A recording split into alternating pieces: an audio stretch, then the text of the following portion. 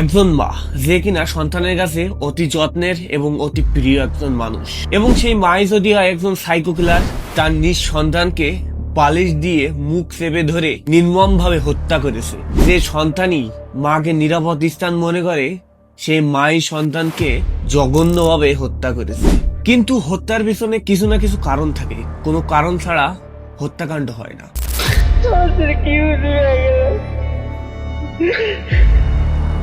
আমার ছেলের যেমনি মারতে নিঃশ্বাস বন্ধ করে ওরা যেন 10 মিনিট ঝুলাই রাখে। আমি তো দেখতেছি আপনার ছেলে মারাই গেছে। ওকে দাদি আমাকে না আম্মু না ঘুমাইলে খালি মারে। উনি তো ডাইনি।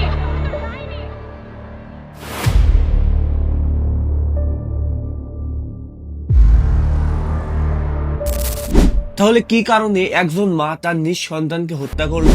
তাহলে মহিলাটি কি একটি সাইকো কিলার?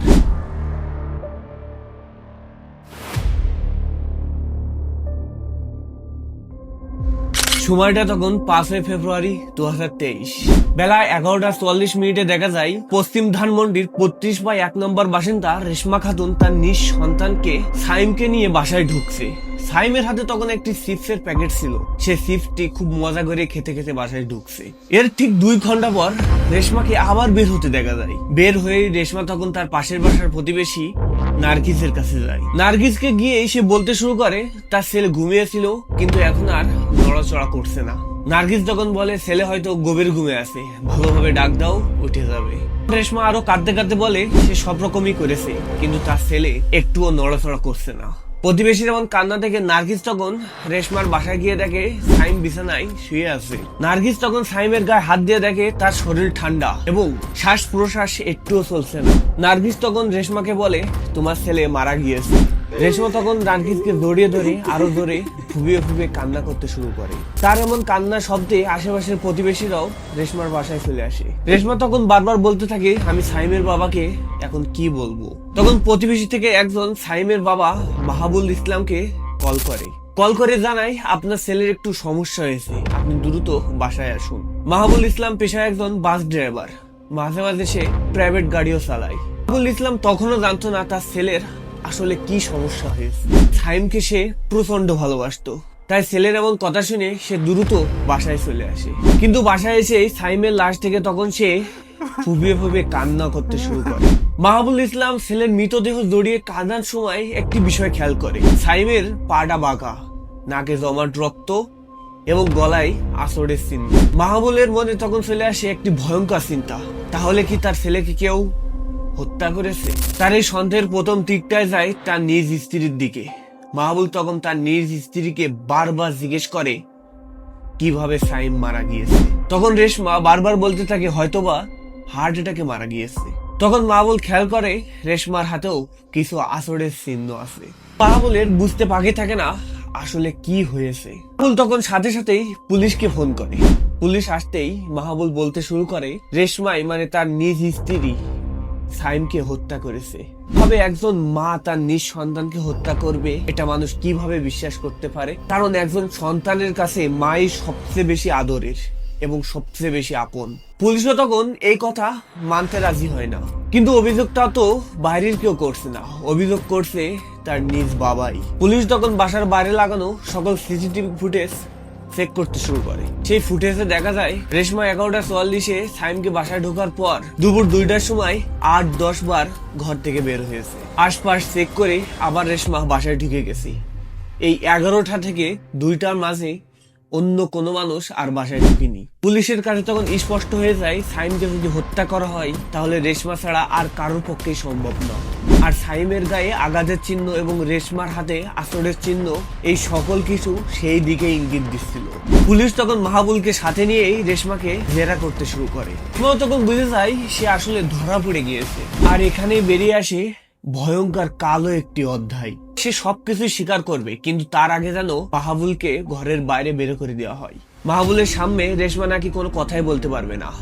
পুলিশের অনুরোধে মাহবুলকে ঘরের বাইরে বের করে দেওয়া হয়। রেশমা তখন বলতে শুরু করে বাসায় আসার পরে তার ছেলে সাইম গোসল করে ঘুমোতে চলে যায়।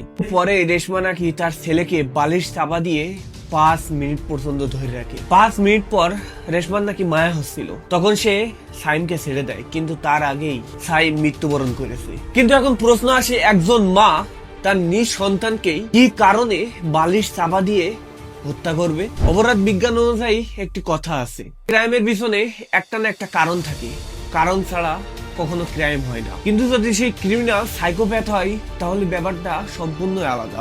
একজন মায়ের তার সন্তানকে হত্যা করার পিছনে কি কারণ থাকতে পারে? তাহলে মহিলাটি কি একটি সাইকো কিলার? সময়টা তখন 14 বা 15 সালের মাঝামাঝি সময়। ড্রাইভার মাহবুল পরিবারের সম্মতিতেই সালমা নামে একটি মেয়েকে বিবাহ করে। মাহবুল এবং সালমার পরিবারের জন্ম হয় একটি ছেলে। মাহবুল তখন স্ত্রী এবং সন্তানকে নিয়ে খুব সুন্দর সময় কাটাচ্ছিল। পরিবারের মধ্যে কোনো সমস্যা ছিল না, বলতে গেলে পারফেক্ট একটি পরিবার। কিন্তু এই হ্যাপি ম্যারিড কাপলের মধ্যে একটি ব্যাড নিউজ চলে আসে।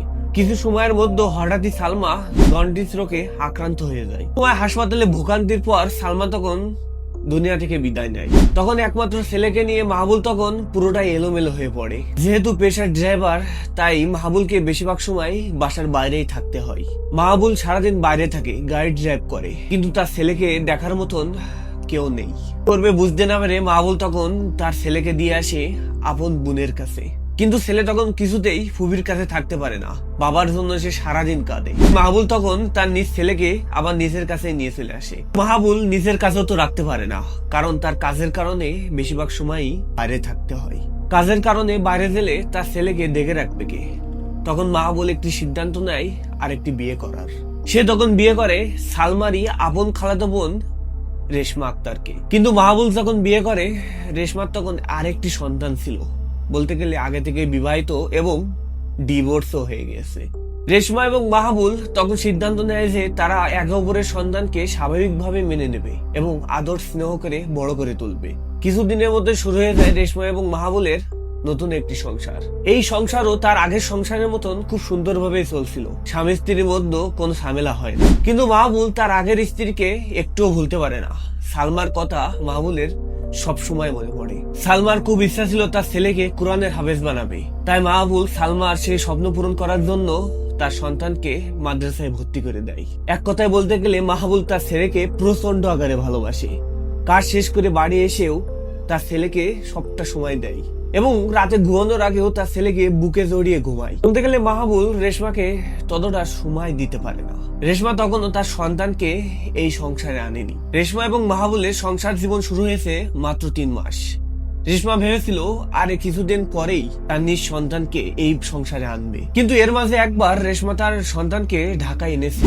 তখন রেশমা মাহবুলকে একটি জামা কিনে দিতে বলেছিল, কিন্তু মাহবুল হাতে টাকা নেই বলে জামাটা কিনে দেয়নি। অর্থাৎ মাহবুল মুখে মুখে রেশমার আগের সন্তানকে মেনে নিলেও হয়তোবা মন থেকে রেশমার আগের সন্তানকে মেনে নিতে পারেনি। রেশমার সন্তানকে এই জামা না কিনে দেওয়াটা রেশমার কাছে খুবই খারাপ লাগে এবং রেশমার মনের ভিতরে একটি গভীর ক্ষত সৃষ্টি করে। রেশমা তখন তার আবার সেই সন্তানকে বাবার বাড়িতে পাঠিয়ে দেয়। কিন্তু কিছুদিন পরে দেখা যায় মাহবুলের ছেলে সাইম তার বাবার কাছে একটি পাঞ্জাবি চায়। সে বলে সে পাঞ্জাবি পরে মাদ্রাসায় যাবে এবং তার মায়ের জন্য দোয়া করবে, এতে তার মা আবার ফিরে আসবে। আসলে মাহবুলের মতন তার ছোট্ট ছেলে সাইমও তার মাকে ভুলতে পারেনি। আর রেশমাও সাইমের প্রতি খুবই বিরক্ত ছিল, তার প্রতিও তার আচার ব্যবহার একটুও ভালো ছিল না। কারণ প্রতিবেশীর কাছে রিপোর্ট পাওয়া যায় রেশমা তার ছেলে মাহবুলকে প্রতিনিয়ত আঘাত করত এবং অত্যাচারও করত। দাদি আমাকে না আম্মু না ঘুমাইলে খালি মারে, আর আব্বু না ফোন দিলে আমার কাছে ফোন দেয় না, আমার সাথে কথা বলে না। এখন আপনারা হয়তো বুঝে গেছেন আমি যাকে বুঝাচ্ছি সে আসলে সাইমের আসল মা না, তার সৎ মা। আর ছেলের প্রতি মাহবুলের ভালোবাসা রেশমার কাছে খুবই বিরক্ত লাগে। মাহবুল সারাদিন ঘরের বাইরে থাকতো, কাজ করতো এবং বাড়ি এসে তার ছেলের সাথে সময় কাটাতো, এমনকি ঘুমানোর সময় তার ছেলেকে বুকে জড়িয়ে ধরে ঘুমাতো। রেশমা কখনো মাহবুলকে কাছাকাছি যাওয়ার সুযোগ পেত না। তার উপরে রেশমার ছেলের এই বাড়িতে কোনো গুরুত্ব ছিল না। এর ফলে রেশমার মনে একটি ক্ষত তৈরি করে, আর সেই ক্ষত থেকেই তৈরি হয় একটি সাইকো কিলার এবং সেই কিলারের পরিণতি হয় এই 8 বছরের সাইম ছেলেটি। 5 ফেব্রুয়ারি দুপুরবেলা রেশমা তার রাগ কন্ট্রোল করতে না পেরেই সাইমকে ঘুমন্ত অবস্থায় বালিশ চাপা দিয়ে হত্যা করে। তো রেশমা তখন সবকিছু স্বীকার করে নেয় এরপরে হয়তো বা রেশমার ফাঁসি হবে কিংবা যাবজ্জীবন কারাদণ্ড। এভাবে সাইম মার্ডার কেসের সম্পূর্ণ কেস ফাইল এখানে শেষ হয়। কিন্তু একটা বিষয় খেয়াল করলে দেখা যায় শুধু রেশমার দোষ ছিল না, মাহবুবেরও কিছু কিছু দোষ ছিল। একটি প্রবাদ আছে না, মানুষ কখনো নিজ থেকে সাইকো কিলার পরিণতি হয় না, মানুষ মানুষকে সাইকো কিলার হতে বাধ্য করে।